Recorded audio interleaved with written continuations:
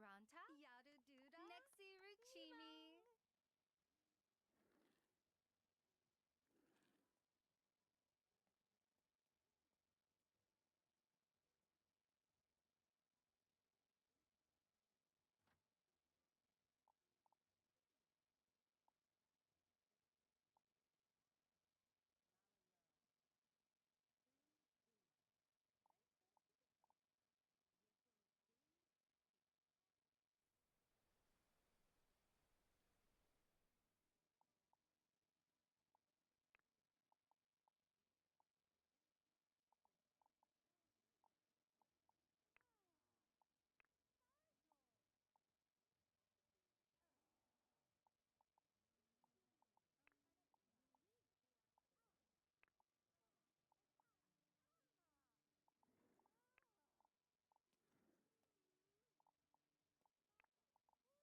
Uh, Katiha, uh,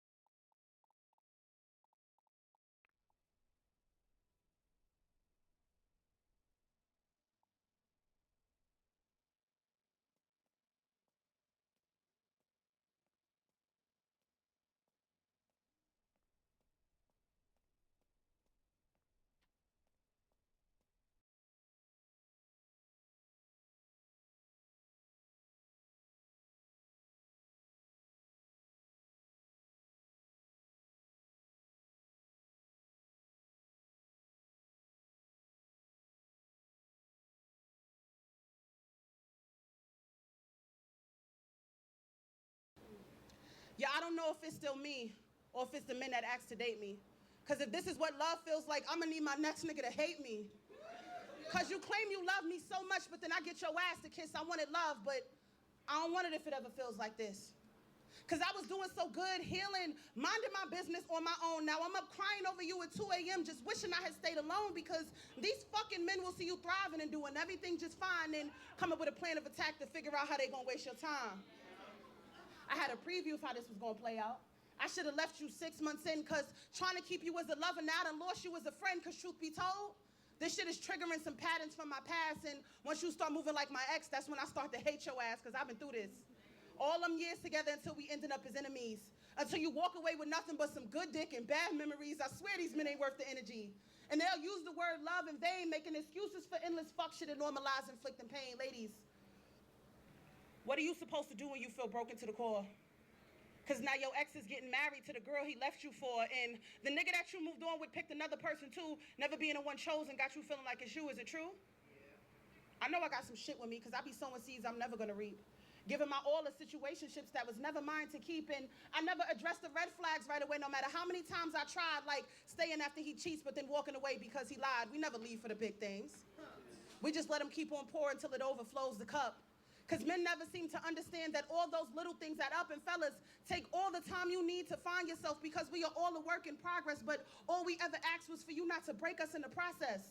Women shouldn't have to be casualties to the growth of men. Because after all them years getting used, y'all look for love and comfort in the same arms of the women you left beaten down and emotionally bruised. And I've been hurt so many times that at this point, if it's love left in me, I'm too scared to show it. And the fucked up part is I probably pushed my husband away and I'll never even know it. I ain't bitter yet, but I'm getting there. I be telling y'all it's healing time, but I'm hypocritical. Because in the process of healing, I fell in love and ended up between jaded as fucking cynical. I ended up in the arms of someone who could lie straight to my face, say they love you on Tuesday, and by Thursday, it's another woman at your place. Your loving men was never safe. This shit is dangerous as hell. Because they'll use words and actions to show you how they feel, but you can never really tell. Because how are you supposed to tell if he's a mistake or if he's the one? When they have mastered the art of pretending to care just to break your heart for fun, I swear I'm done. I'm done filling up tanks that have no problem with leaving me empty. And as bad as I want to be in love right now, I ain't got another heartbreak left in me. I ain't got another I don't want to hurt you from men that have no intention to ever stay, then a few years later try to spin the block claiming I'm the one that got away and I don't be having shit to say. I'm sure all the ladies can relate. How many of us are the type of women that men learn to love too late?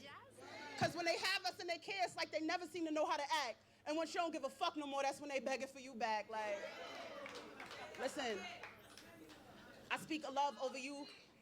I speak a love over you so powerful that he builds you up and holds you down.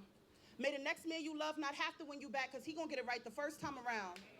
May the next time you fall in love be the one that make you understand why I ain't work with no one else. May it be a love that loves you so much that you fall in love with yourself, my love. You don't always need help.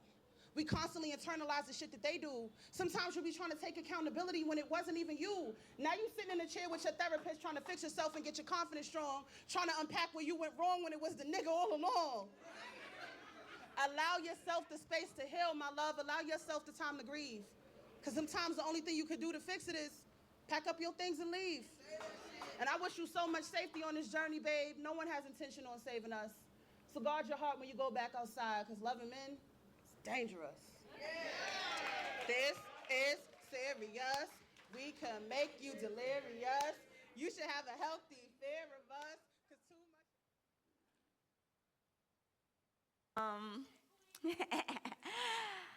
You ever been underestimated while you were under construction? Treated like nothing because you was going through something. Folks around you on that high horse looking down on you. Ain't it crazy how life know it a clown on you, especially when your circumstances get to playing circus? Have you in sideshow situations, damn near daily, Barnum and Bailey, trampled like a trampoline, fuck being shot from a cannon. You ever been belittled while you were barely battling to breathe? Forced to bite your tongue on what you knew about you. Be humble when you really wanted to scream. Like, hey, I swear to God, I'm better than this. But you can't prove it at the moment. Right now, you stuck in your storm, ain't got no movement you could show them. And folks around you keep telling you it gets greater later while you sitting back watching God elevate haters. Hey. Hey. Hey. You ever wanted to call cap on the Creator? For the different generations, when you call cap on something, that means like you want to say that they a liar. So if you say you want to call cap on God, you ever wanted to call cap on the Creator? No, for real. Can I get a witness? Anybody in here ever felt like the big homie wasn't really standing on business? I know I did. Was this close to getting bitter. Didn't think God could go bigger. Then he got on his Kendrick Lamar and had to pop out and show niggas. And now, I'm living in answered prayers. A mansion made of negative Nancys and naysayers. I got a new lease on life and all. Moments like these don't price. You won't find it in your bank account. I used to sob in silence and solitude. Now I get to think out loud. I key in the spots that counted me out. Listen, I survived 100% of the days that I should have died. So every now and again, I like to go back and laugh in all the places that I cried. I drive by, my tears still tatted on the curbside. I say hi to those who previously needed prescriptions to see my potential.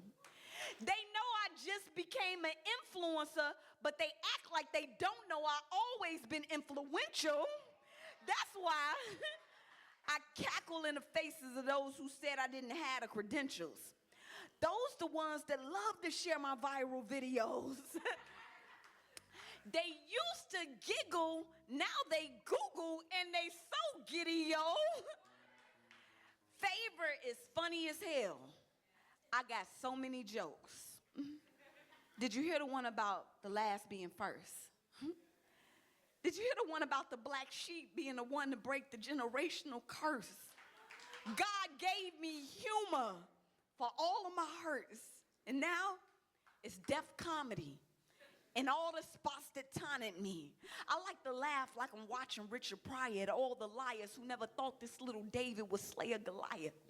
Come on, I know y'all got some stories to tell. So get on your David Chappelle for anywhere that a tear fell. Pull up and let them know that delayed don't mean derailed. I dare you to dance where they denied you. Twerk where they tried you. Sing loud and off key in all the spots that they side-eyed you. Come on, I know you got some places to visit. Somebody thought it was sweet, so pull up and have a snicker with niggas. I want you to go back to the aid office where they gave you hell. Go back to that courtroom where they denied your bail. Go sit in the parking lot of all those jobs you didn't get. The low-income housing where you struggled to pay your rent. Go back to the failed marriages. The doctor's office where you got that diagnosis or you had the miscarriages. Anywhere you felt shame or embarrassment. Go back to that classroom where the teacher said you wouldn't be shit. They couldn't reach you. Go back to those one-sided friendships and relationships where they never treated you as equal. And on your last stop on this comedy tour, baby, I'm gonna need you to pull up at the cemetery where you had to bury all of your people. Somebody was grinning while you were grieving. They thought that pain was gonna keep you. They was having themselves a good laugh at the repast, making the plate. And yeah, I can relate. That's why I love to see the look on their face. When they see a sister smothered in grace, I tell them, this my grit and gall era. They appalled that I'm still living because they thought they would be my pallbearers. They were plotting my grave, but glory got in the way. Yeah, they was laughing back then, but look who's laughing today. Thank you.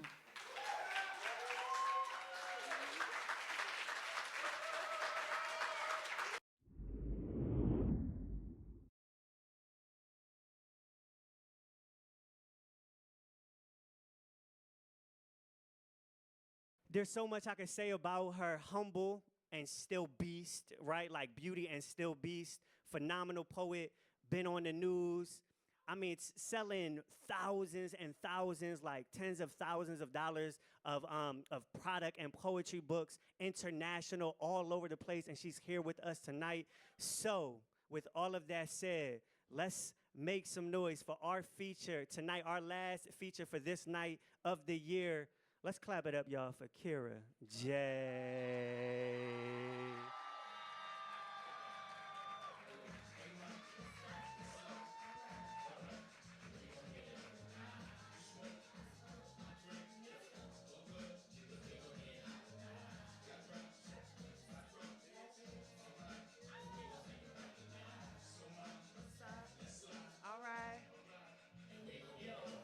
was downtown clubbing, ladies' night. Seen shorty, she was crazy, right? And I approached baby like, Ma, what's your age and type?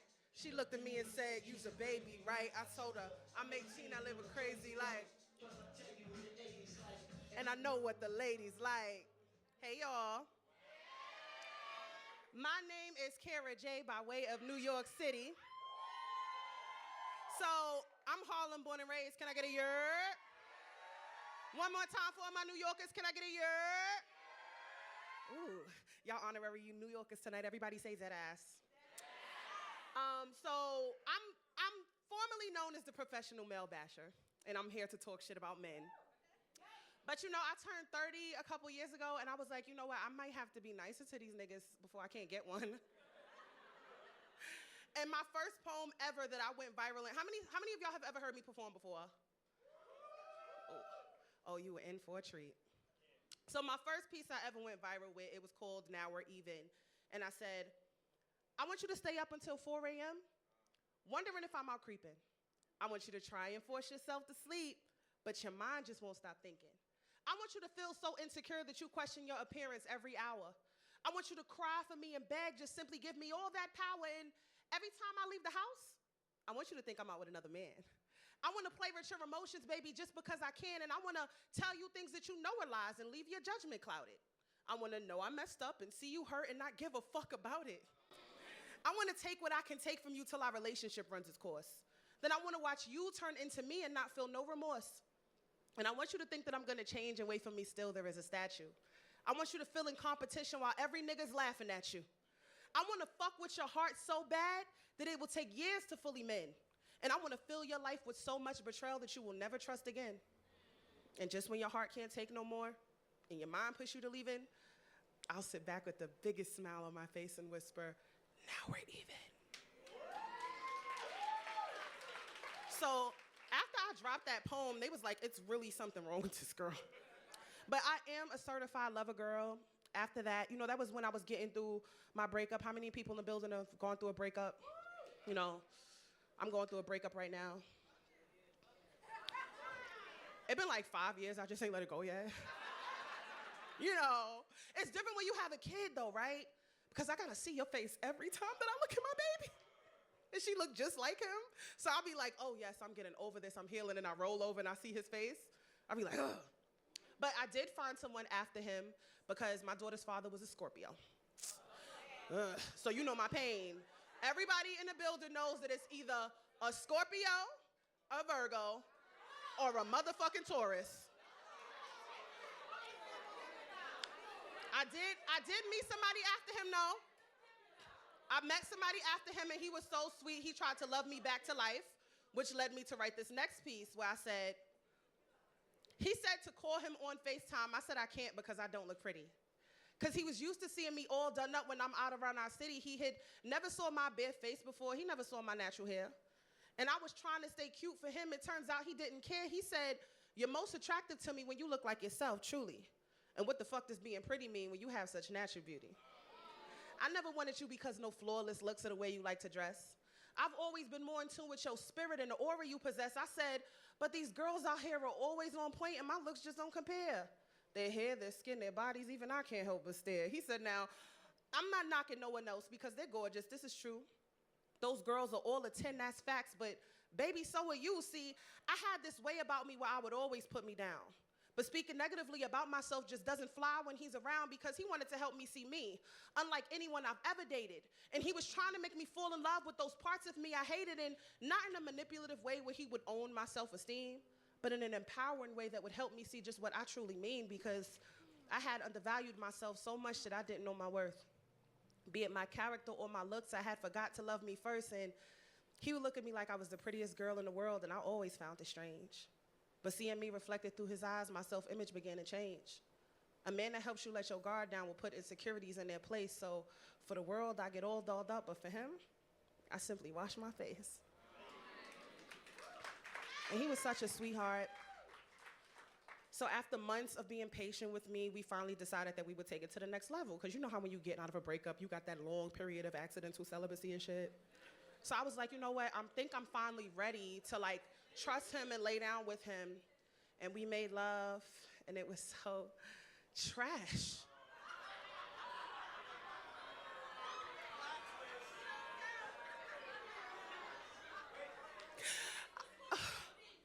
I would sit on the edge of my bed like, we fall down and we get up. He like, Karen, where you going? Now it's time for so long. I'm getting dressed. He's like, I thought you said you love me, but we'll sing just one more song. 90s kid shit. Thanks for doing your part.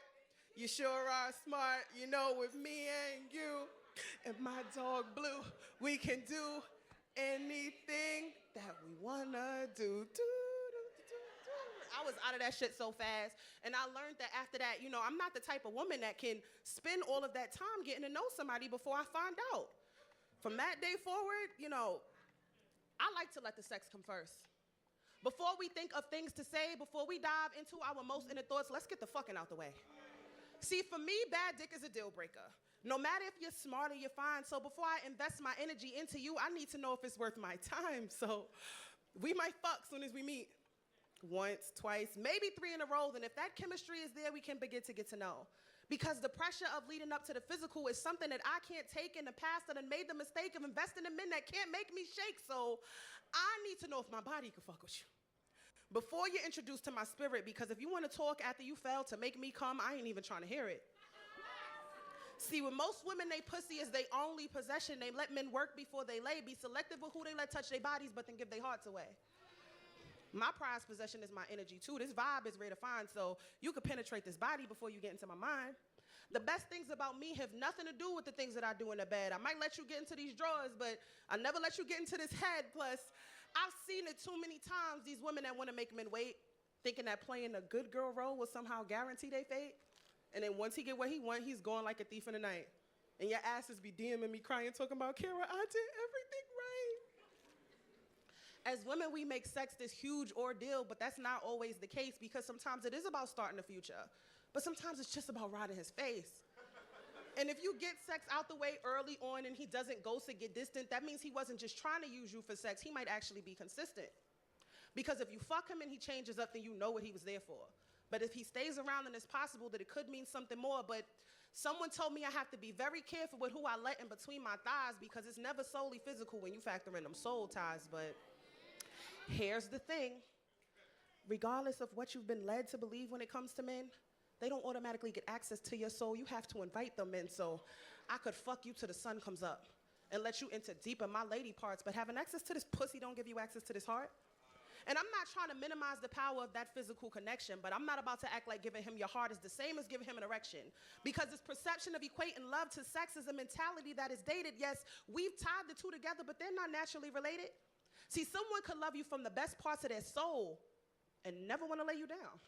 And a man can want to do all kinds of nasty shit to you and not want you to stay around. So this idea that sex has to be something special is a rule that I can't fathom, because sometimes I want the love, but sometimes I just want the orgasm. And that doesn't make me heartless, nor do I think guys are only good for sex. I just don't put too much pressure on that part. I'm more concerned with what comes next. So here's to the grown-ups doing grown-up things. Everybody can't relate, but if you single and you open-minded, I'm down to fuck on the first date. All right. That's what my baby mamas in the house. Any baby mamas, team statistic. Ooh. And that is another poem that when men hear, it either goes one of two ways. They're either like, I fuck with her and her honesty, or they're like, somebody got to get this bitch some out. I tell people this all the time. I am in no way, shape, or form qualified to hold the space that I do, but I hold it anyway. I've sold over 30, 40, 50,000 books. I've never been to college. I'm not a therapist, but I hold space as one sometimes, and I speak. So I need the permission before I perform this next piece. Do I have permission on everybody in the room to hold this intervention? Okay, that was a verbal consent. So that means that if this shit don't work out for you after you hear this piece, you can't sue me. So after I spent a few years having first day sex, I realized one day, like,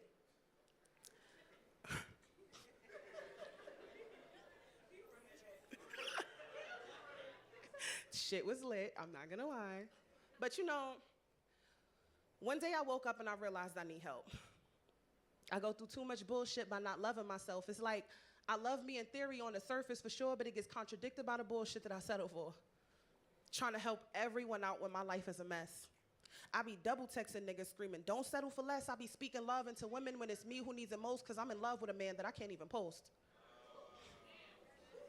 Saying the words are not enough, your actions must match. You can't constantly speak loud about them things that you lack. I scream self-love so loud and so proudly, you see it's like I love everyone, but no one's loving me. Because when did loving yourself equate to you feeling used? Having your body mishandled and your emotions abused, having your heart feel discarded and your mental neglected, your self-esteem minimized and your soul unprotected. I put myself through so much by stepping down from that throne. Because if I really loved me, I'd be sitting alone.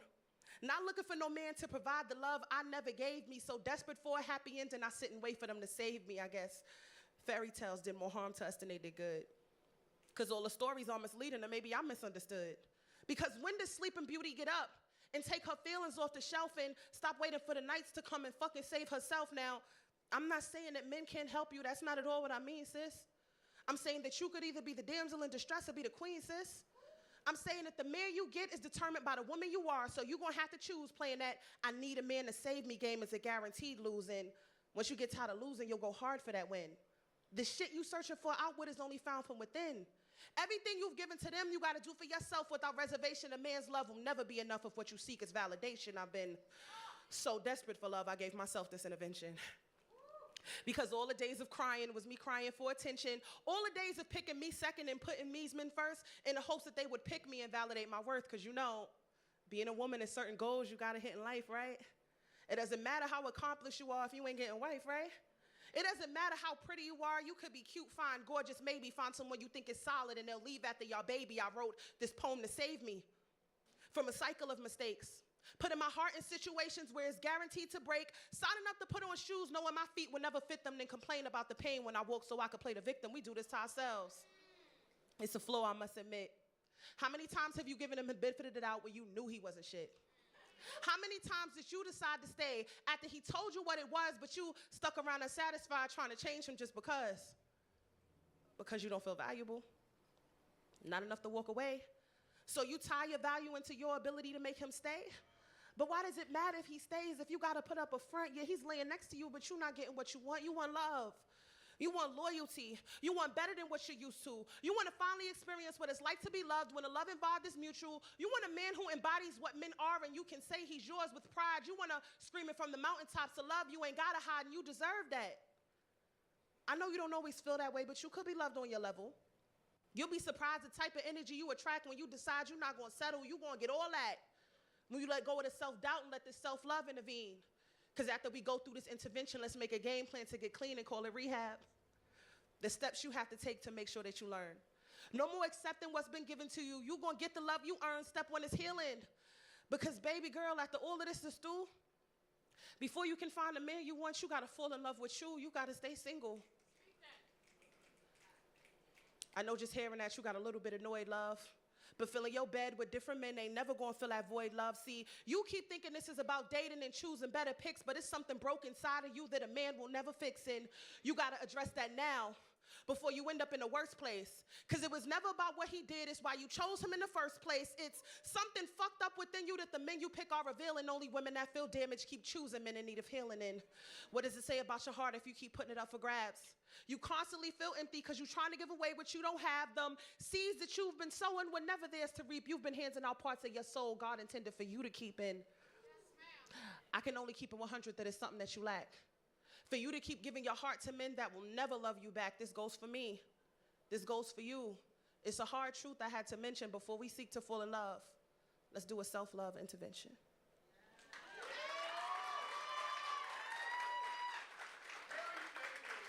So I'm going to take y'all through the timeline with me. I wrote that poem at the end of 2020.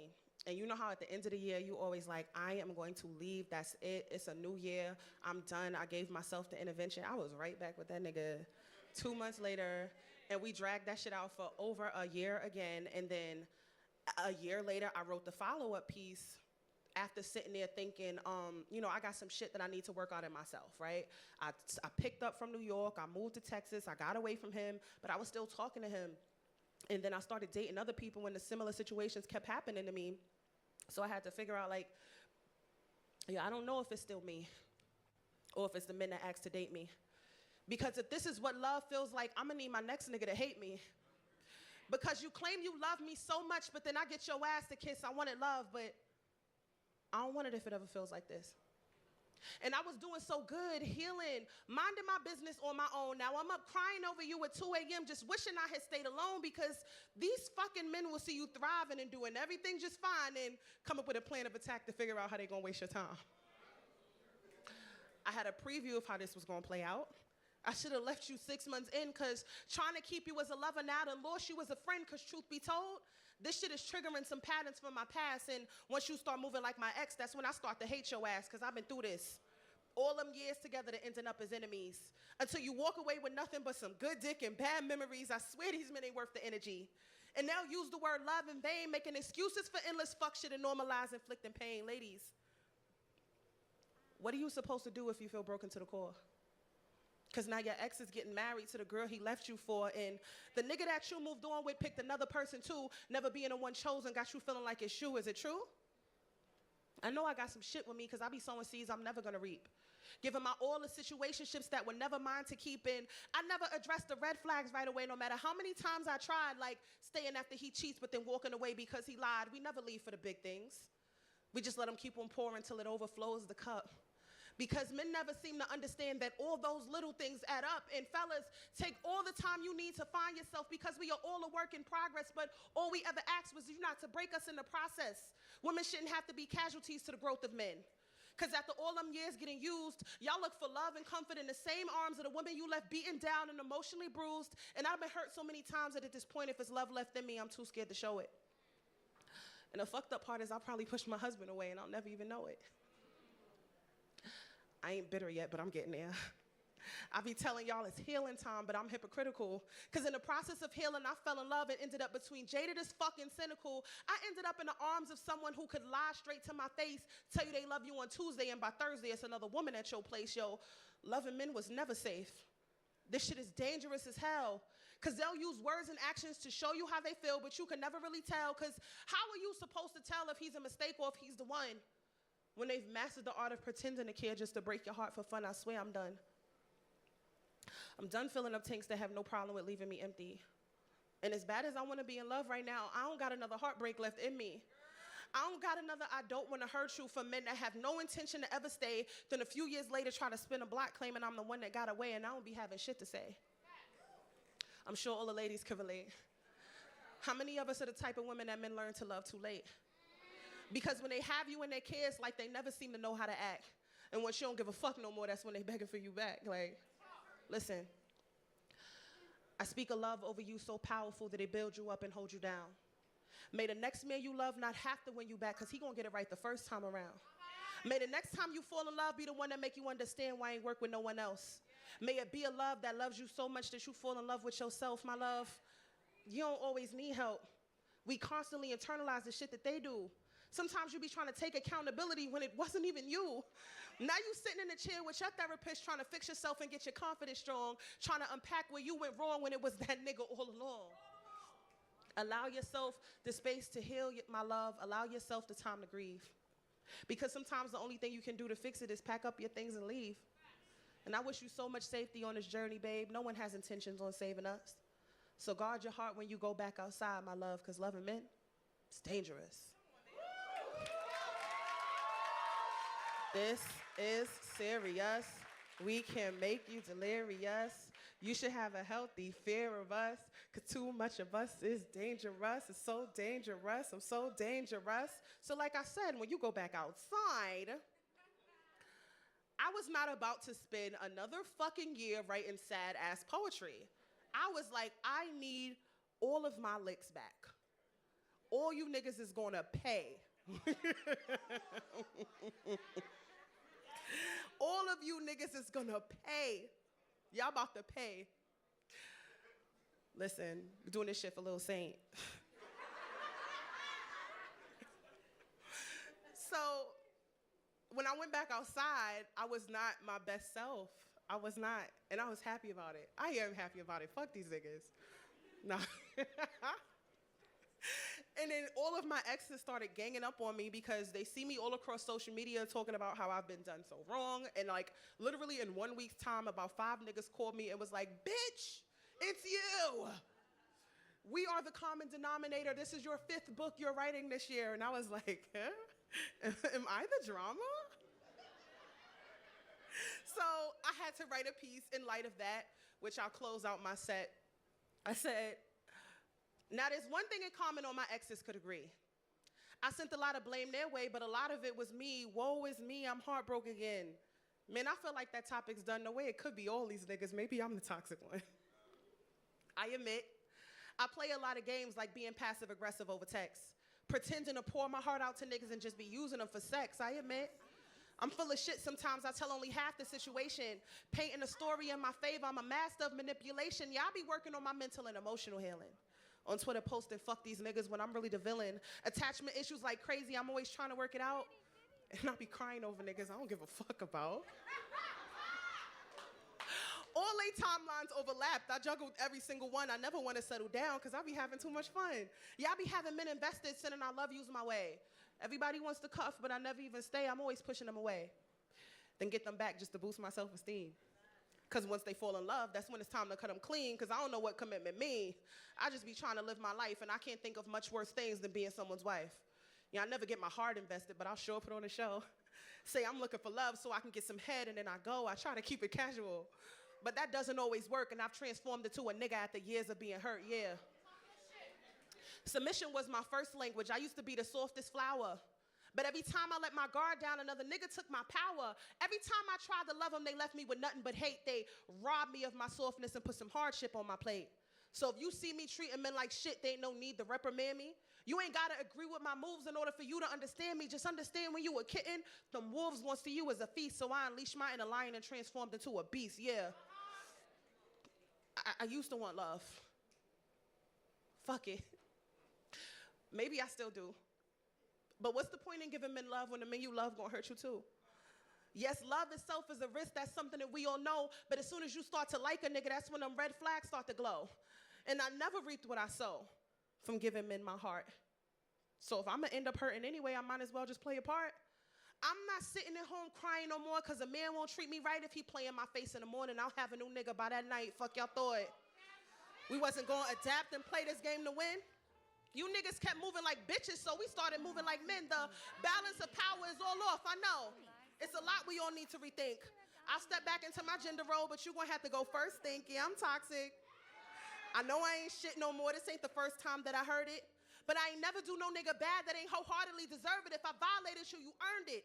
And I say it with my chest. You only get me in my worst after taking advantage of my best. So am I toxic or we toxic, nigga? I'm your woman. I'm a reflection of you. If you don't like the shit I'm on, then maybe change the shit you do.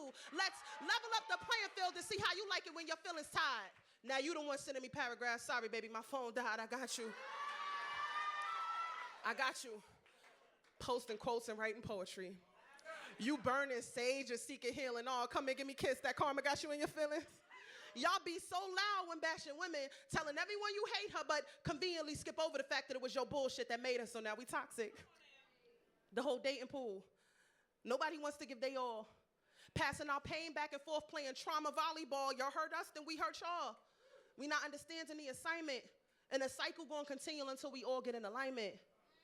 He's so toxic, she's so toxic, one keeps saying it's the other. If we don't fix our toxic bonds, then our dynamic won't recover. We keep talking about who's toxic when love was meant to be pure. And if hurting each other was our poison, then maybe forgiveness is the cure. Thank you. My name is Kara J.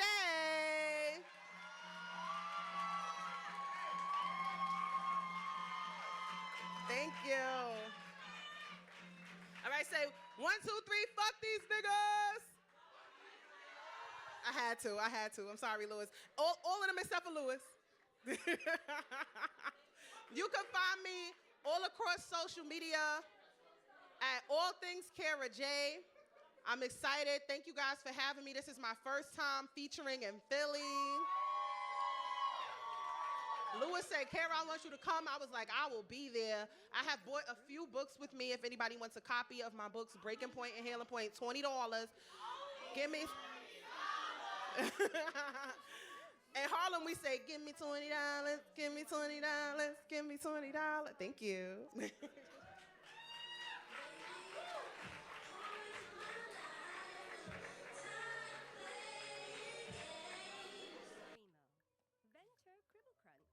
Should be good to go. Okay. Before I mess anything up, we don't want to save because we're going to start tomorrow night's stream on Monday. So we'll just pop back in here so I don't accidentally fall off the end of the game and save what we're doing. All right, everyone, let's go ahead and recap what the plan is for tomorrow. Clean up the farm and clean up the island. We'll open up all the barns and coops. We'll prep for coffee. We'll harvest and plant coffee. We're going to give Gus a daffodil for some reason. Tuesday, we'll hatch our ostriches. We've got Key's Cuisine. Let's test on Key's Cuisine.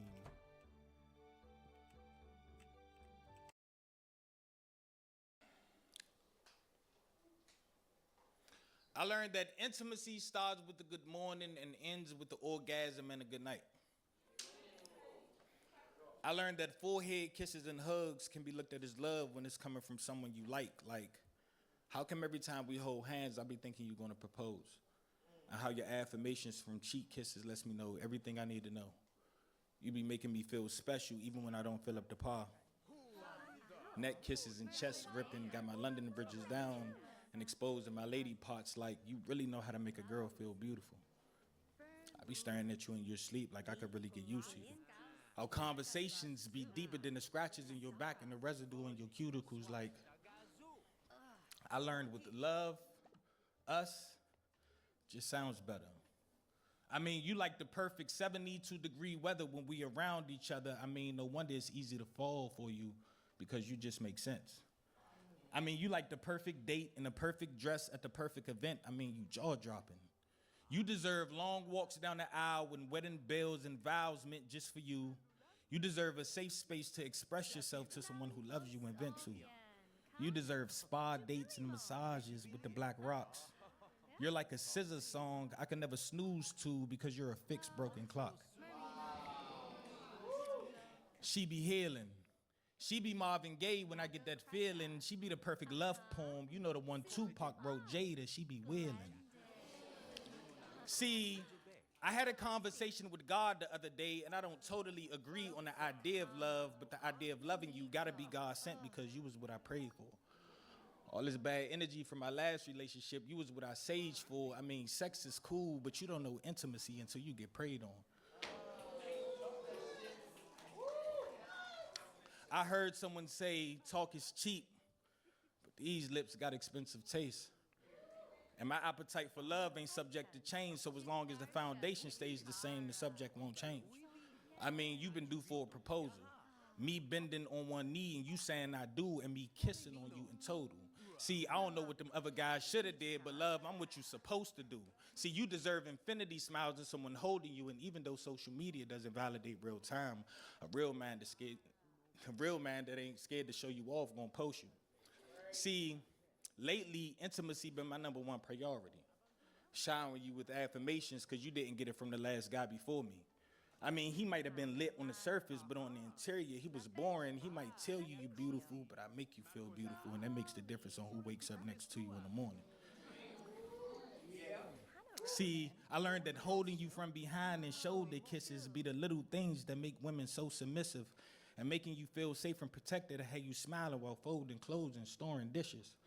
See, dicking you down is cool, but putting you on is totally different, and I don't have a problem in pouring into you as long as you make my soul replenished.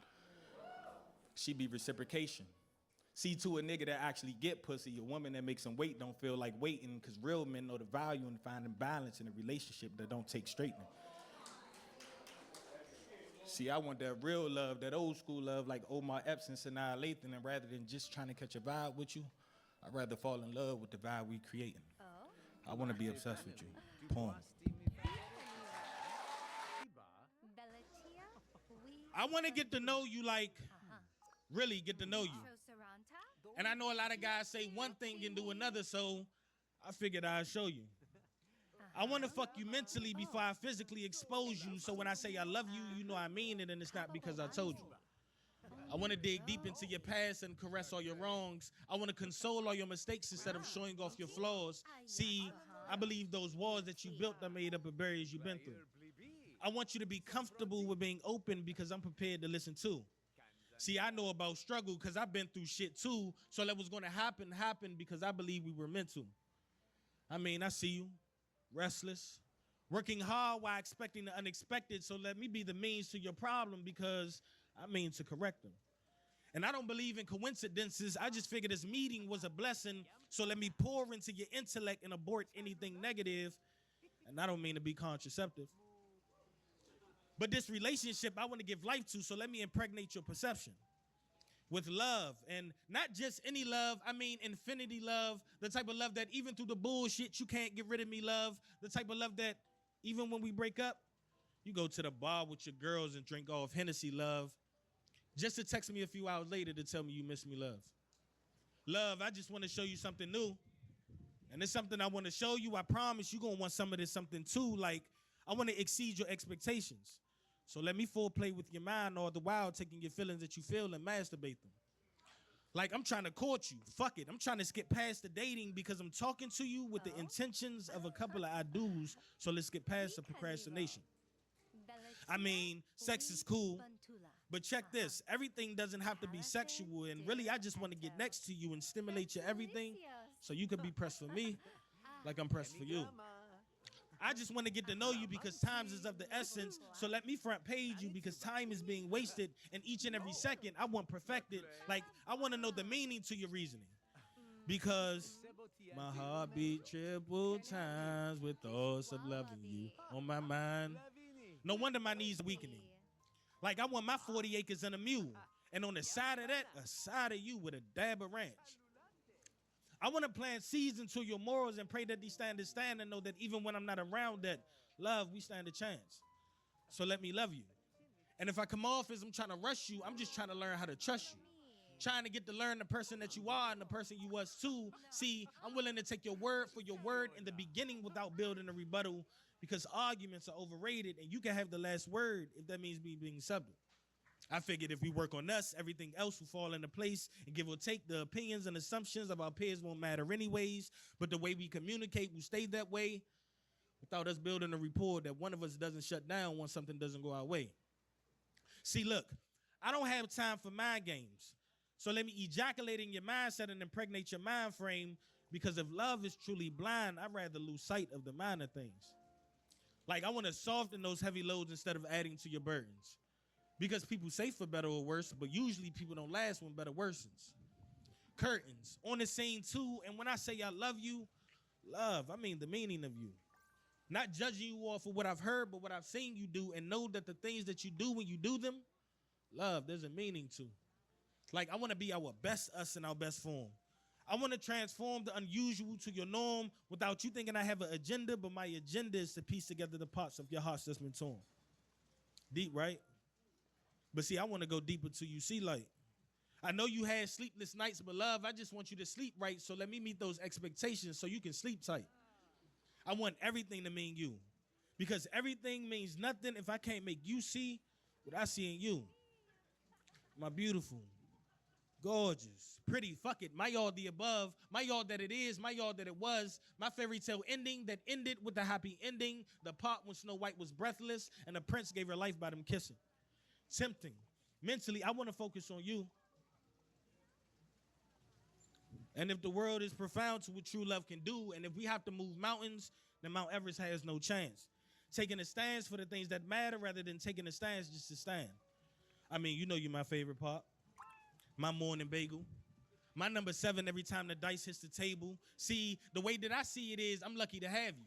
And these signs of love got me on the right track, and this tunnel vision got me trained to look directly at you. Get it? And if you didn't, point is, I want you and only you. And Miss Bag Lady, you could bring your luggage too. Because without your flaws, you wouldn't be the person you are, and who you are is becoming of you.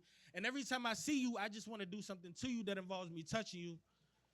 Let me not get off subject. Girl, you my favorite subject, and I never switch subjects if that means losing you in the process. Focus.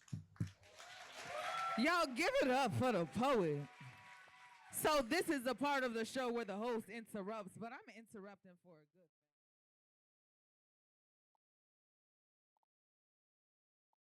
I want y'all to give a good, big round of applause. So to show that same energy you've been showing all night to the other poets. Give it up for my guy, straight out of Maryland. Give it up for my guy, T.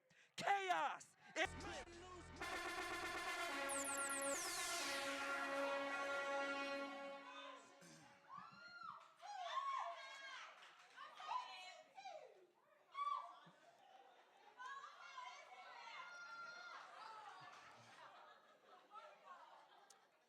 I don't know what's wrong with you women.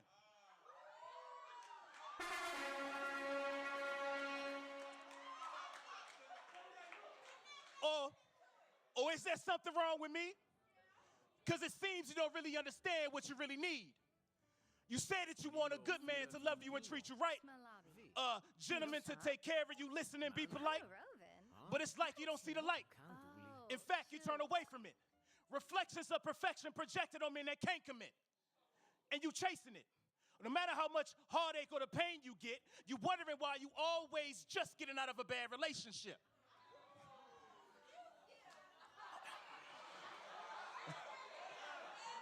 Whole time, but a good man is waiting here. But you want them other dudes. You choosing them, but then you want me as a substitute. You put me in the friend zone thinking I'm gonna be your safety net when you fall, when them dudes mistreat you, cheat on you, then shrug you off. But before, all the good I did for you got ignored. You ain't give it a second thought, let alone give it applause or even reciprocate it. You just take it for granted. You take my kindness for whackness and my goodness taking advantage. You could have had a man who was fluent in your love language.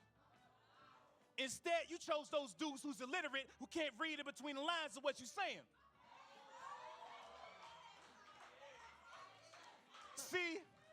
See, I studied you. Made sure everything I was giving you was the best. You try to get those dudes to copy what I do, and they still failed the test. I'm really hating this balance of us good men versus them other men. They getting women left and right, what I get next to nothing, suffering. Because of them, women perceive me as a dog, so they either cheat on me or don't even want to get involved. Y'all stay saying I'm an amazing guy, but get tired of reciprocating. Why y'all stop giving, but keep taking while being selfish and complacent? While them dudes out there, the ones that's dogging you, bang you, then stop calling you. And you continue chasing them thinking they ain't like all the dudes. While you at home waiting, praying for them to honor you. They always lie to you, but always get to lay with you. Always Netflixing and chilling, but never goes on dates with you. They never introduce you to their friends, but he still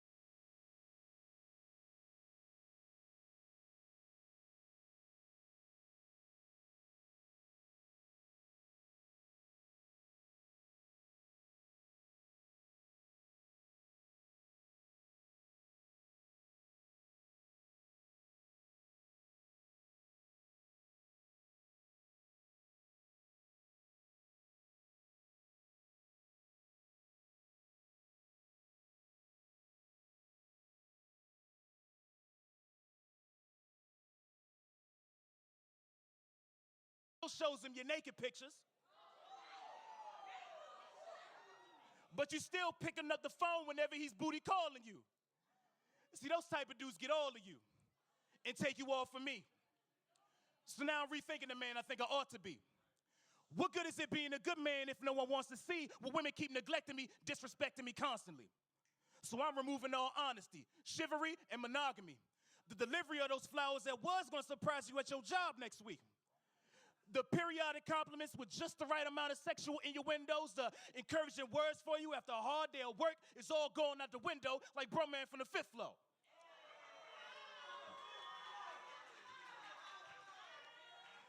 Because I got no time for being emotional, just to disguise my devotion when I'm trying to get close to you. See how I approach you.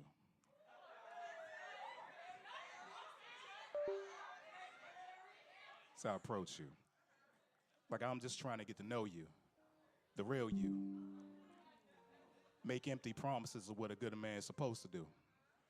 Telling you things that you're beautiful and your flaws, so cute.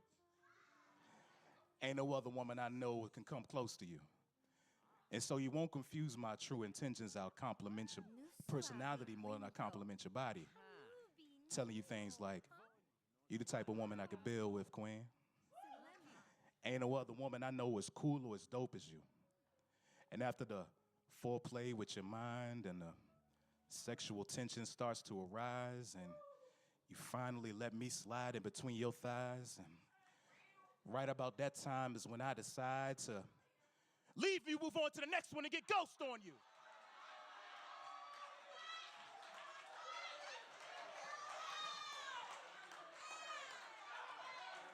I mean, other women's intentions is just as twisted anyway.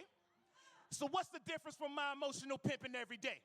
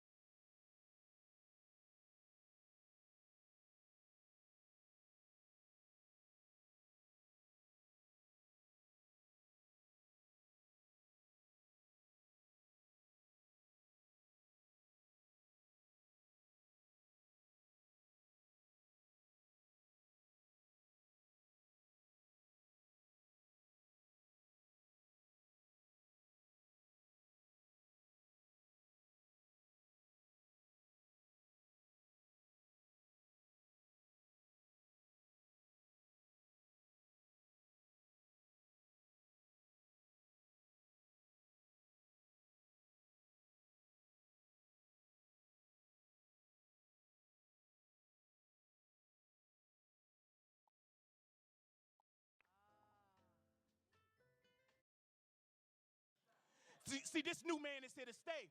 Ain't no regrets at all. A good man's last words is the first words of a dog.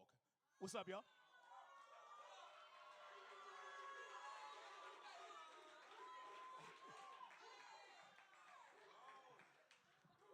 So my name is Chaos Itself. I spell it T, Chaos Itself. The T is sounding like the D in Django. Y'all with me?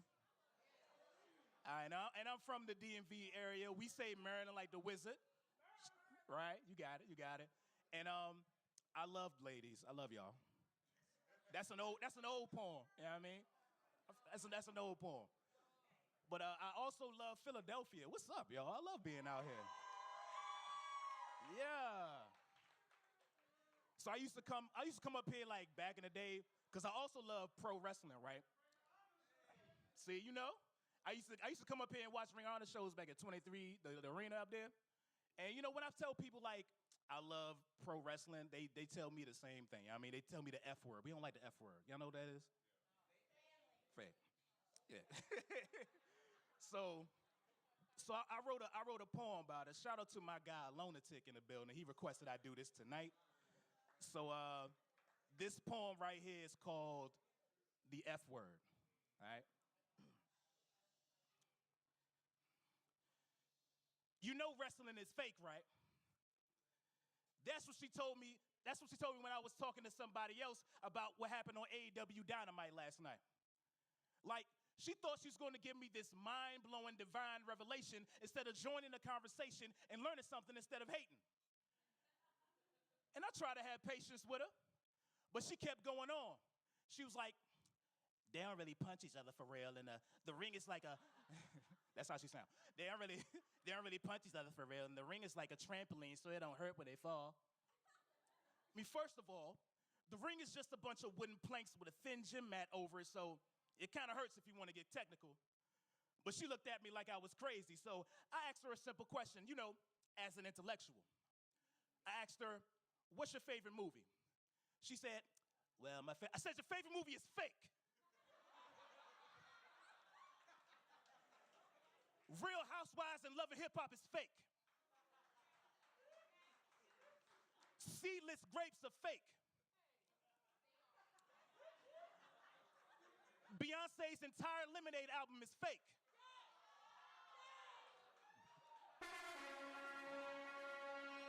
See how you felt? But you already knew what it was. So stop being so annoying trying to destroy what I love. Now, professional wrestling is a big part of my life if you didn't know. I mean, I can tell you who the IWGP World Champion is, but I don't remember who won the last Super Bowl. I mean, I've been watching AJ Styles wrestle for over 20 years, before WWE fans knew his name. But I don't remember the last time I watched an entire basketball game. But the thing I love most about pro wrestling is me and my father used to watch it. Flipping back and forth between Monday Nitro and Monday Night Raw on the cable box, or just listening to pay-per-views, because he would turn to the channel when it was scrambled because he wasn't trying to pay for it. Or watching Stone Cold and The Rock and debating who was our favorite. Or watching Goldberg and thinking, is he overrated or is he the truth? Or watching Nitro that one Monday night and finding out Shane McMahon bought WCW. Watching wrestling with my father was the closest I ever felt to him. I mean, everything was all right. But sometimes when I watch wrestling now, I think about back in the day and how cancer took my father's life. See, he was diagnosed with Hodgkin's lymphoma before I saw my first Ring of Honor DVD. He began coughing uncontrollably before John Cena couldn't be seen. He went through chemotherapy before the Undertaker's WrestleMania winning streak was ended by Brock Lesnar. All his hair fell out before his Bullet Club had their first members. His eyes turned yellow before any NXT takeover, Money in the Bank match, or ECW One Night Stand. His funeral happened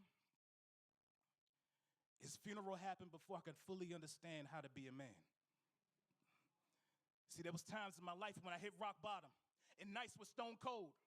But I just wanted to talk to him so he can bestow some of the wisdom that he told. There were some bad breakups in my life that fed my depression and turned into a vicious cycle. But I just wanted him to help that kid through his heartbreak like Shawn Michaels. The Exodus was just a start. I barely survived this series of mental breakdowns. Some are slamming me over and over again. I try to tag in my father to help me with his pain, but I can't now.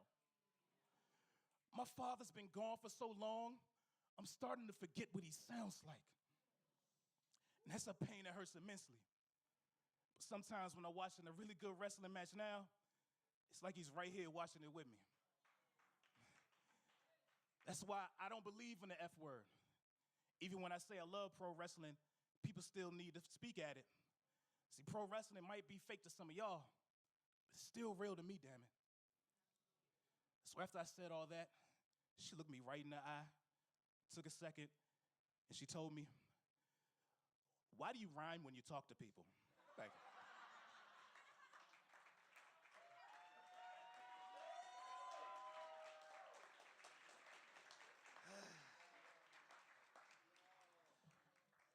It's so tough doing that poem, son. Like, thank you for listening. Technically, that's like my most famous poem, because like wrestlers started retweeting and DMing me all that stuff. Like, it was a good time. But this is probably like my 5th time ever performing it, because it hurts every time I do it. You know what I mean? But it's Philadelphia, so I had to go get it, y'all. So to break all that up, I'm gonna start yelling again. That's all right? All right. This next poem, my homegirl, Misspoken Poet, she likes this one. Y'all know her? She's so dope. She's so dope. Right? And her shoe game is fire. I'm trying to catch up with her. I ain't there yet, you know what I mean? But this poem requested by her is called Your Fault.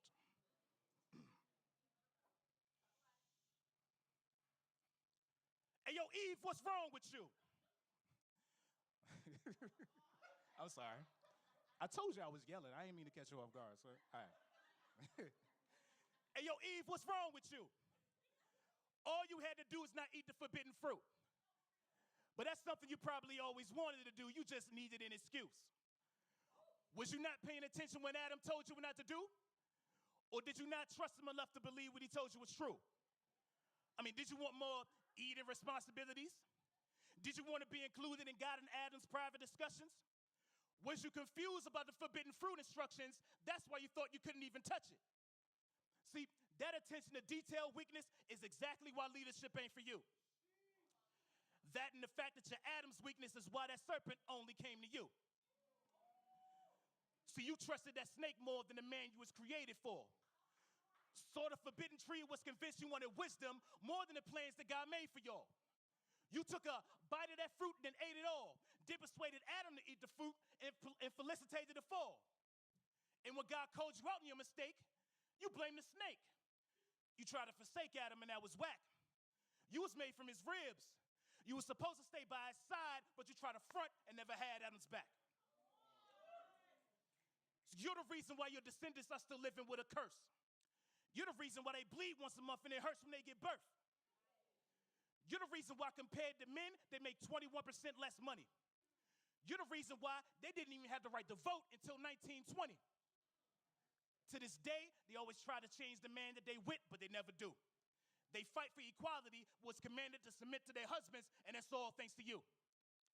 Your sin got us all kicked. Damn. Oh, the wristband. So I got some merch, y'all. You know what I mean? I got some wristbands. It's like Adam's fault and Eve's. All right, so in the count of 3, we just gonna show the heaviest warmth of a family welcome like we do here at Voices in Power in Philly, Jersey, and all y'all other folks. And we gonna welcome the feature for this evening, K Love the Poet. So let's make some noise.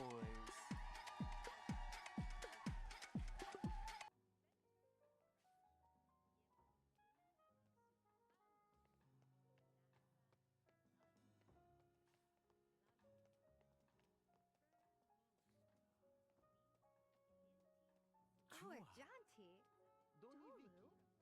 What's up, family? How y'all feel? So I actually bring you greetings all the way from the south side of Chicago.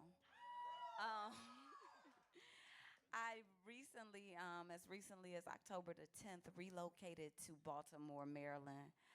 But I've only lived in Chicago my entire life, so this is my introduction to the East Coast. And so I'm happy that I could make it here for y'all. Can y'all just clap it up for yourselves? Everybody that performed before me, like, yes. If you're happy to be alive, make some noise. I need to, yeah. Woo. I say that everywhere I go. And these last 2 years have made me say it so much more often. I turned 39. Thank you. I turned 39 February the 8th this year. Team Aquarius in the building. Man, and in my 39 years of living, I've never seen so much death in my life. I thank God for this art form.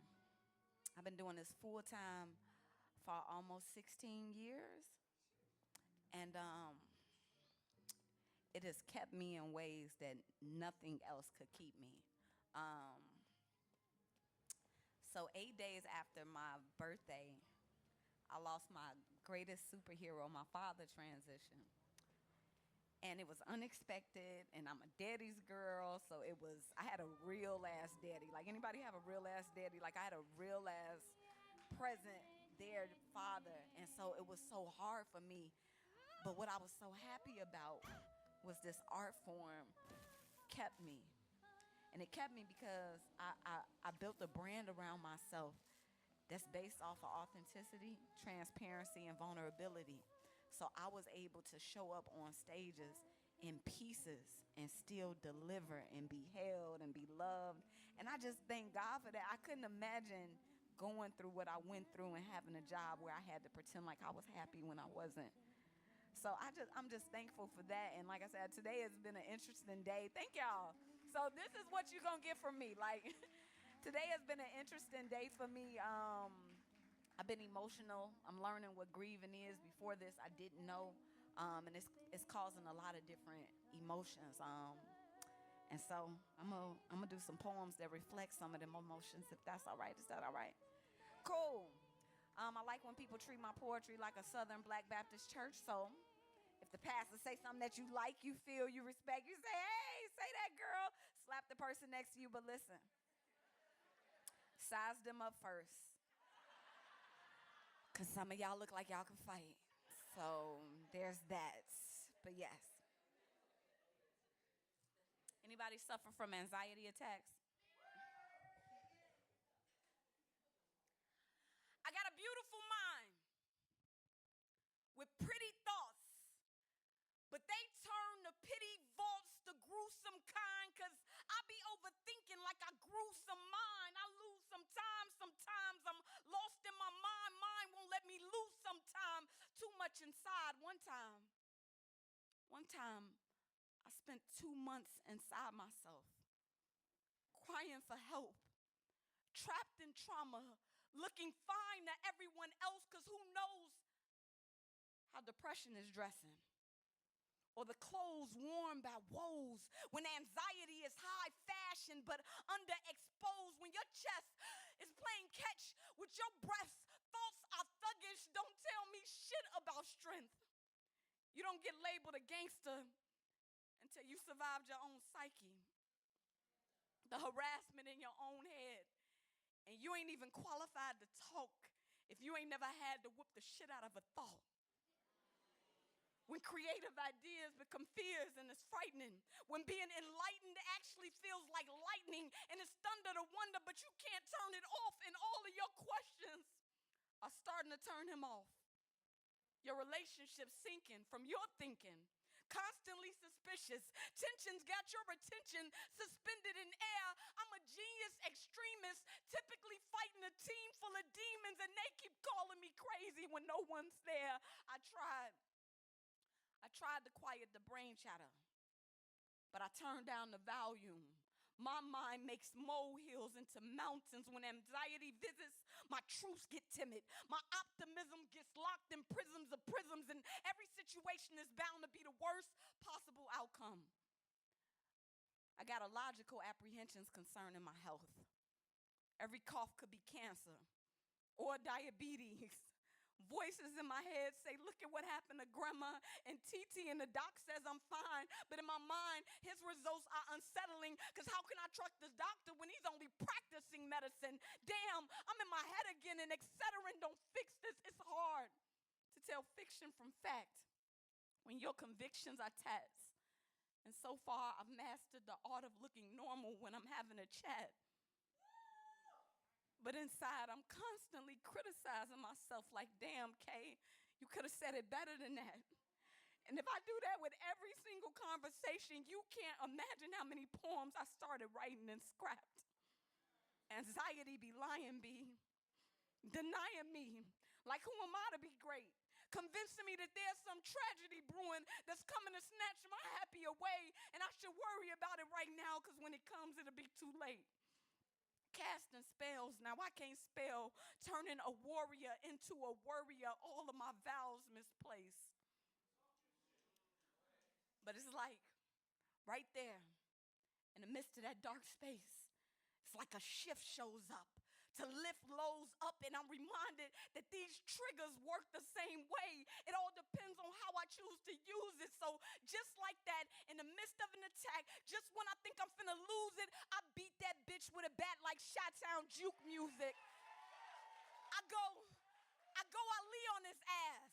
Lavender incense, chamomile tea on his ass. Greater is she that's within me on his ass. You can find me in a fast, and when I'm fasting, I get to casting down all wicked imaginations, quoting scriptures, chanting affirmations. I higher self and fire doubt.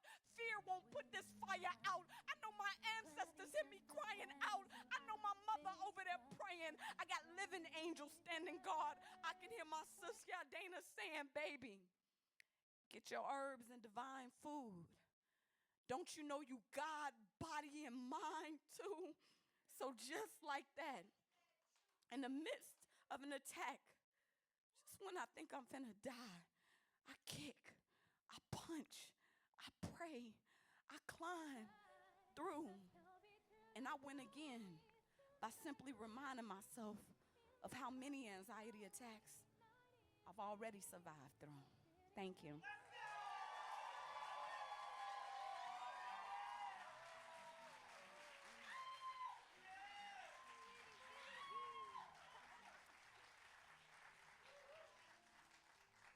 Because sometimes it be like that. Man. So, like I said, when my father transitioned, man, something about losing a parent. Anybody lost a parent? Oh, it changes you. It changes you. It opens your eyes. You could see differently. And when I looked around and who was around me in that time, it's something about the people that's around you in that time. I'm so grateful. What I have back in Chicago is I have sisterhood. I got some dope ass women around me that hold me down. And so I wrote this poem in tribute to my sisters and anybody else. If you know how important other women are, raise your hand. Make some noise. Like, woo! So I'd be like, the definition of what a true sis is. The definition of what a true sis is. She don't just come for your tea. She stick around to help you with them dishes. And I'm not talking gossip and shit. I'm talking about the type of women stick around to help you process your shit. See, I be hanging out with cosmic chicks. Some got degrees, some spit, some of them shape shift, some of them make shit. Every one of them sacred, none of them make shift. I got one that I pray with. And I got one that you probably shouldn't play with. Who that sister? Who that sister? I said I got one that I pray with, and I got one that you probably shouldn't play with because she stay with the shits. And I got one that I slay with. If we talking glamour and glitz, me and my girls be on goals. We like to get it together, and when I'm not on my toes, she tell me get it together. She be peeping them snakes. Never bring me no beef or no hate. And when I'm lost in my fear, my sis get me back deep in my faith. I I look up and here come my rock with a rock to remind me of the beast I done slayed. We never let time get in the way. We know we both got lives, but we both hop a boat for our ship when it comes down to the wire. Fight fire in hell, highlight the higher and self, and I never go thirsty, because my sisters got wells, and we water each other. Sometimes we're daughter and mother when that nurture is needed. Sometimes we're windows and mirrors for reflection and reason. Regal and reaching our dreams. We'll take one for the team when the going gets tough, and you'll get your ass checked on your mess, but it's all wrapped up in love. No bites on back, only the pats from the hugs. Sisterhood sewed up, then showed up so many times it's insurmountable, holding me down and accountable. That's why even if I disagree with her, you never catch it on social media. And I'm gonna say that part again. I'm gonna say it again because it needs to be said. That's why even if I disagree with her, you never catch it on social media. Face to face, I'm gonna go and meet with her. We don't do messy. We grown. We don't send no texts when we vex. We know it's easy to get the tone wrong, and we've been doing this for far too long. We've been doing this for far too long. Some things are just amateur. That's why even when I'm mad at her, I never hit below the belt or say words to damage her. On or off camera, we be a classic picture, righteous and ratchet, a well-rounded mixture. And my friends be fixtures in my life, lifting me towards the light on my darkest of days. At our age, we're clear on what the value be. That's why even when she's tripping, I forgive her just as many times as I forgave dudes who didn't value me. I'm gonna say that part again too, because we be forgetting that part. Right. I said at our age, we're clear on what the value be.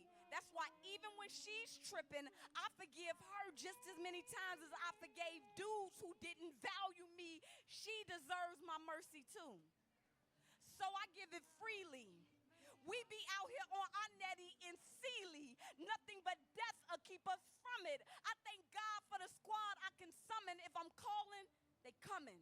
That's why when I'm balling, it's nothing. Because when I'm falling, they ground me. And if I don't say it enough, today I want to say it loudly. I'm grateful for each of you. Even though you're all proud of me, know that I'm nothing more than a reflection of the women I keep around me. Thank you.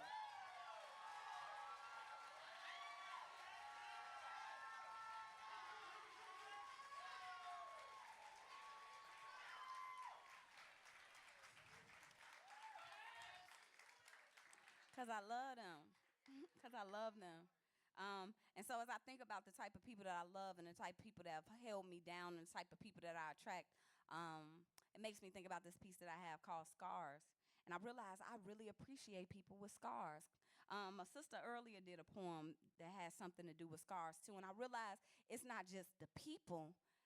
I really appreciate things that have been damaged and that other people have said this is garbage. So I'm a thrift store shopper, first off and foremost. And I get excited about the idea of turning something that somebody else said is trash into something beautiful, right? And so back in Chicago, I founded a mentoring organization, all out of pocket. I was literally running programming out of my studio apartment. And even when I went into the schools, I found myself like, yeah, give me the bad ones.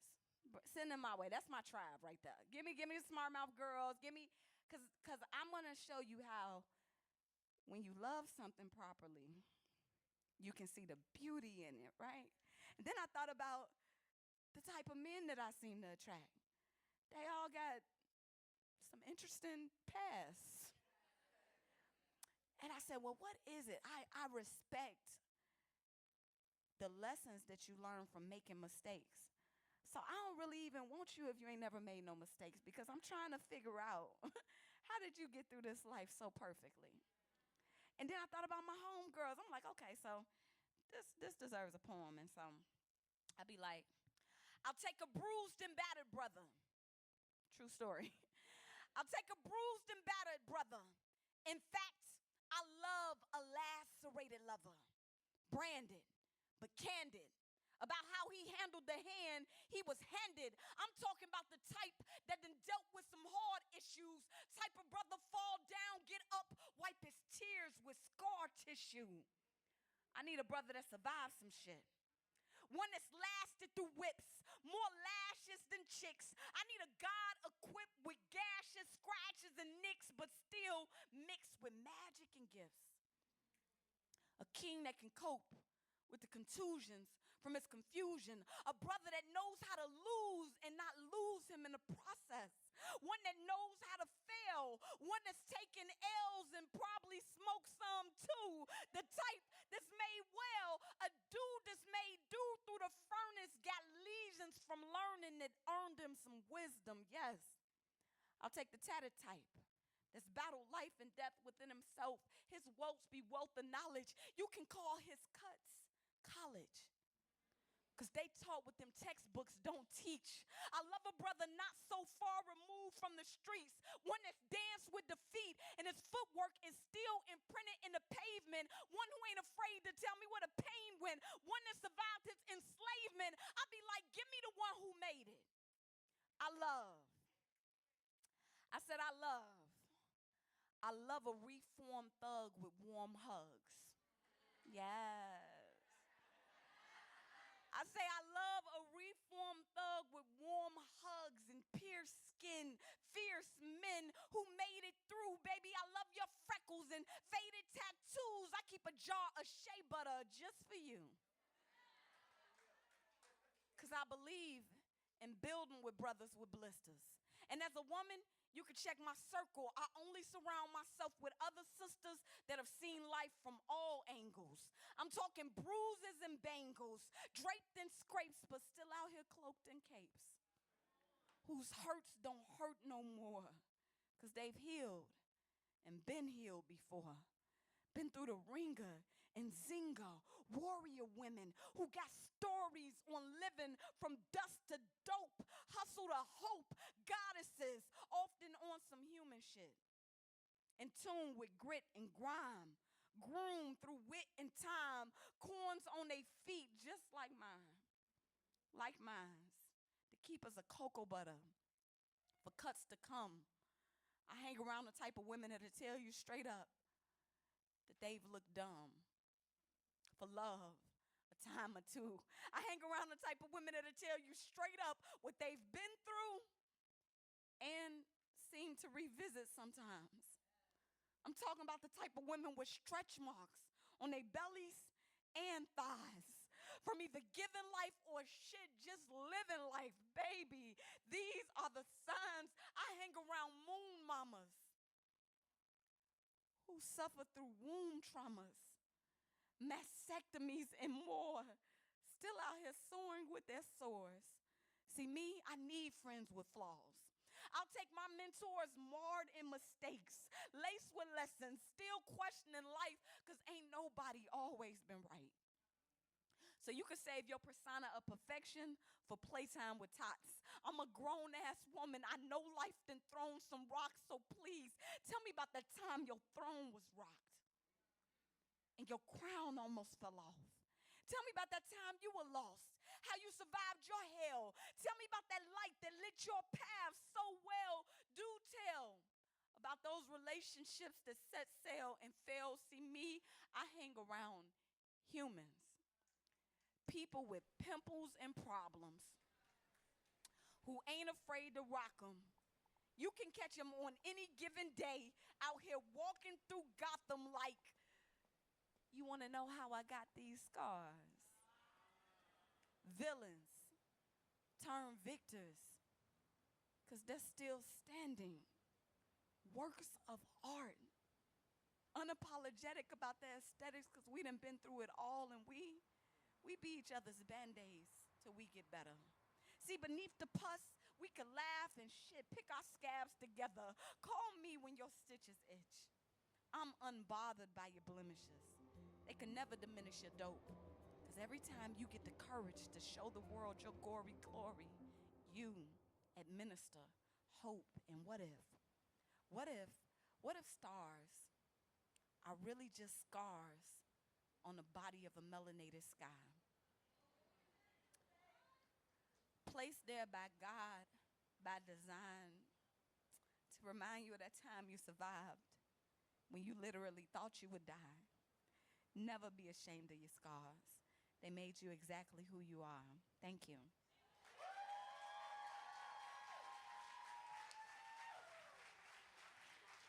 So I'm grateful. I got 2 more poems for you guys before I go. I want to give y'all just some information. One, if you're on social media, if you're on Instagram, you can follow me at KLoveThePoet. That's the letter K, LOVETHEPOET. Right now, I have a series of poems that are playing on my page. I did a 1-minute poem on each of the zodiac signs for men and women. So you can scroll back to see the ones that you missed. But that's announcement 1. Announcement 2, I do have some products with me. I have a book that I wrote called Poster Girl, which is a daily affirmational book that also has a journal in it. It has about 10 poems that I wrote in there as well. And it's kind of like just like a daily affirmational type of thing. I'm really, really big on affirmations. So big that I also started a line of affirmation card decks. I got one for self-esteem building, and then I got one for manifesting. If you are looking to manifest your mate, I got a deck over there for you. And lastly, I have an audio book that's so cool. It's on this little flash drive that looks like a copper key. And you can play it in your car. If you have USB, you can put it on your computer. It's 4 gigs. It has my entire audio book set to music, me reciting it. It also has maybe about 20 poems on there and a little mixtape I kind of just dropped. You know what I'm saying? So if you're into electronics and things like that, I do got the audio book as well. Thank y'all again for having me. I'm so grateful to be here. And I'm going to do these 2 poems, and I'm going to get out y'all way. Let's see where we want to go here. All right, I'm going to make y'all laugh a little bit. And I used to not know anything funnier than my love life. That shit was, Kevin Hart. You hear me? But, yeah, I wrote a poem about it. So I'm going to tell y'all about my last couple of situations. Now, I'm in new love right now, but I'm going to tell y'all about my last couple of situations, only using, like, cell phone metaphors. So get your cell phone out, because this is for y'all. If you know this song, sing along. I got a guy that I started to date. I want to be his girl, but he says wait, but I'm ready. Yeah, I think I'm ready. So I'ma walk right up to his crib. I'm gonna make dude tell me the deal, cause I want him, and I think I love him. So I'll say, is you is or is you ain't my baby, baby? Cause the way you acting shady makes me doubt. I'll say, is you is or is you ain't my baby, baby? You better choose today or you gon' lose today, and I'm out. I call him y'all wanna know what I call him? I call him my cellular man with the track phone plan. I call him my cellular man with the track phone plan because he want to keep contact with no contract. He figures no terms, no violation. Just in case, and he want to roam like his phone's in a bad location. Dude wants to be free on the outgoing and incoming for whenever the hell he feel like coming in. And I'm like, hold up, come again. It sounds like you want an unlimited plan, but you got limited plans, Mr. Telephone Man. I'm saying, he want to come over and roll over in it with no rollover minutes. He want to be mobile on his T-Mobile so he can sprint to the next tail. And if that fails, he think he gonna have me on call waiting to exhale, but I ain't Whitney Houston, so I'm like hell to the no. About to mess around and miss his call. I told him I don't want to tie up his lines. He said he needed space, so I gave him a Galaxy ×9. And he's steady swearing that a change gon' come, but I'm getting sick of him singing the same song that Sam sung. Y'all gotta be a certain age to get that. I'm just about done. I had him programmed in my cell under hubby. We got matching smartphones, but he still want to be a dummy. And I used to do him real right. I invited him to the space that holds light, but tonight he got his buds all in his ear, so I'm going to leave him to his handheld device. My conversation finna be shorter than INzoi battery life. No shade. I'm finna to the left him. No replying when I'm texting. That's all right. I know some brothers that think I'm fly and they want to swipe like a keyboard setting, and I might let them. But he swears I'm insecure. And he says that he ain't like me, but he's steady trying to Skype me all up in my contacts, trying to see who I'm seeing, want to play me on the down low. I told him he could kiss my apps if he don't want to download. But he think he got me whipped, like he carry a switch. I said, I doubt that. Don't lack. You gonna fuck around, get your carrier switched. Cause my exes, baby, my exes still love my BlackBerry and wanna marry a miss. Listen, I told them, my juice is sweeter than the rest. So I keep it on the charger. I'm at 100%. Keep your energy. Don't even bother. God even tried to send him a message. I thought he would have seen that, but a screen cracked. So now I even got my phone giving him the silent treatment. Get this. I can't hear him with no ring. Know what I mean? So it's like, I cut it off, right? I switched it over to the vibrator. The phone. I said, call me back. Maybe we could vibe later. But for now, I just got tired of the lying. I said, what's up with your line, baby? You should check it.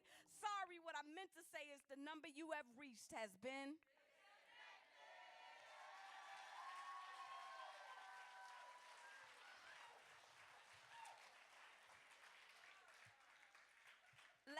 Last piece. And all of the pieces I've done so far, with the all of the pieces I've done so far are on my audiobook, if you're interested.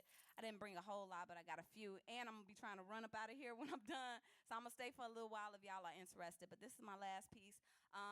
Man, this year has been the most transformative year of my life. Losing my father, relocating from my city. I never lived anywhere but Chicago. My mother is still back there, leaving my mom, finding new love on the heels of my grief. God sent my forever love, and I'm grateful for that. He just so happened to live in Baltimore, so that's how I got to Baltimore. Living in a new city. My homegirls ain't there. Nothing, everything around me is so unfamiliar right now. And though I'm happy, that gets scary sometimes, but it's power in doing something new. And so I want to encourage you, man, if you're in a place where you know you need to do something new, take that step and let this poem lead you. You keep asking God to do a new thing, but you refuse to do new things. You keep asking God to send a new king or queen, but you refuse to awake as a new king or queen. Who knew, king or queen, that the life you desire would cost you the one you're living currently? But you don't want to pay with that kind of currency. You keep asking God to send a new wave, but you don't want to wave goodbye to the current B, and it don't work like that. See, in order to get your new life, you're going to have to get that first one back. I'm talking debted. Put a hearse on that. And I know it hurts so bad to be so bold, to release that hold on things that you helped grow. But I'm saying, if you could just get a so what in your spirit, then you won't fear it when it ends. Stop getting lost in all you're losing. If you're not happy, that's an illusion that you're in. Comfortable confusion. Confusing you on your true wins while your true wins are still waiting to begin. But you keep waiting to begin. Nostalgia then called you and you got caught up all over again. And I tell you what that kind of lying to do. I'm talking about lying to yourself. It'll have you lying in your mess. It'll have you with your past pacifying you. It'll have you still laid up with your last who still ain't supplying you anything you haven't seen. And I know you keep saying that you're going to leave, but here's the thing. There's a difference between speaking and acting. And I know you don't want to be alone no more. But that there ain't your home no more. You're rearranging furniture where you should be packing. I hate to be the one to tell you, but that ship has sailed. You the captain, but you capping. Refusing to let anything new happen. How unhappy we run to the reruns, because deep down inside we love what's happening now. It's the story we know best. But if you never sever from your now, you never get the chance to know your next. And I know that kind of naked ain't an easy thing to do, especially when you're still a virgin to that greater version of you. But let's be real. Them clothes don't fit no more. Your circle don't fit your goals. You got friends just as envious as your foes. And deep down in your heart, you already know you can't stay where you are. Every morning you wake up, you've been pleading with God. You know deep in your spirit you too genius for that job. Too much of a creative dreamer to be put inside a box. But if you keep doing what you've always done, you're going to keep getting what you've always got. You letting them habits hold you. You think you owe something to the old you. Meanwhile, you got businesses brewing in your belly. You got gifts